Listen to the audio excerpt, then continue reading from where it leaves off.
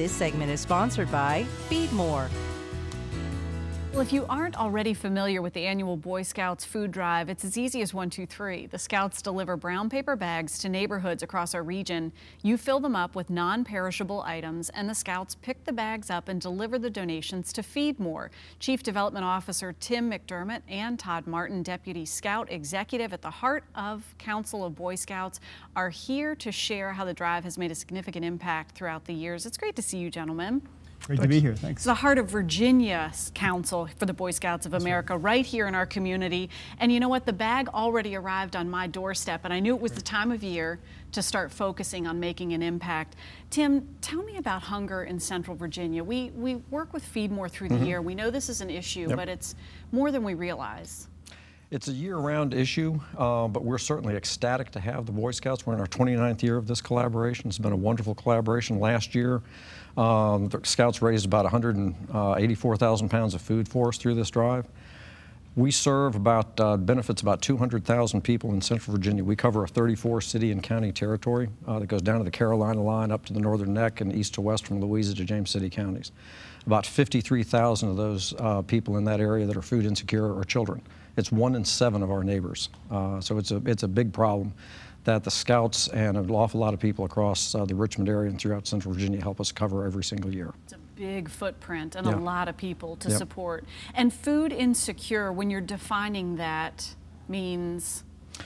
The people just don't have enough food for what they really want. It's defined technically as a meal gap, but it really ends up being the difference between the number of meals that you need to be able to have a sustainable food supply to keep yourself healthy and those that you can afford. Most of the people that actually depend on us for food on a regular basis are periodic in nature.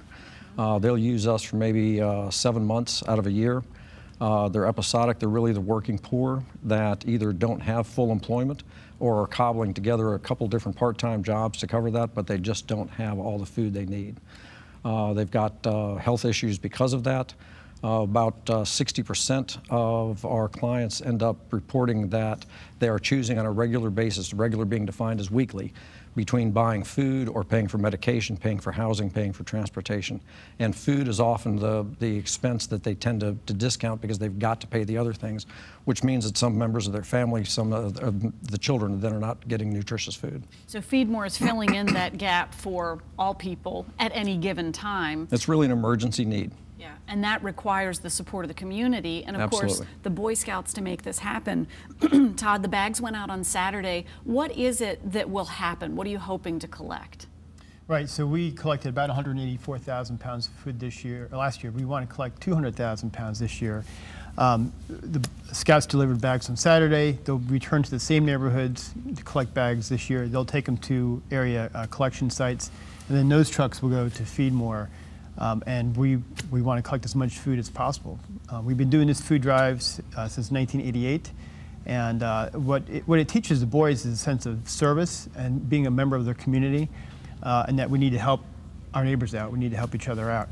So it gets kids away from their own neighborhood into other neighborhoods and going door to door, learning more about the different neighborhoods, and also how they can make a difference, how they can get out and physically make a difference. And that gives them a sense of service and a sense of ownership of the health of the community. That's right, and an ambassador of the community. Right. Yeah, we have about 30 seconds left. Tim, tell me, we need shelf-stable food. We have some examples here on the table, but these are primary great examples to use. And we advise people to stay away from glass just so that they don't break, but anything that is shelf stable. And if people want to look at something particular, then go on our website, feedmore.org/scouting, and that'll have the list of some of the food we'd like.